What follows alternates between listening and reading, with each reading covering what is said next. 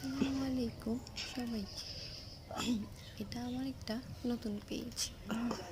মাঝে মাঝে যা করি বা যা কাজ টাজ করি এই মাঝে মাঝে টুকটাক ভিডিও করার চেষ্টা করি, কিন্তু সবসময় অ্যাক্টিভ থাকি না। আমি একজন ছোটোখাটো কিছু ভিডিও করি আর কি।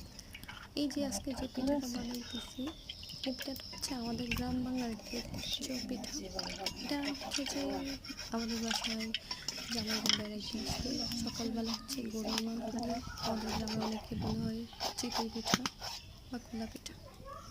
আমাদের এলাকায় খোলা পিঠা বলে, আপনাদের এলাকায় কি কি কোন পিঠা নামে পরিচিত কমেন্টে জানাবেন। আসসালামু আলাইকুম সবাইকে, সবাই ভালো থাকবেন আর আমার চ্যানেলটাকে একটু সাবস্ক্রাইব করে দিবেন, লাইক কমেন্ট করবেন। আলহামদুলিল্লাহ ভাই।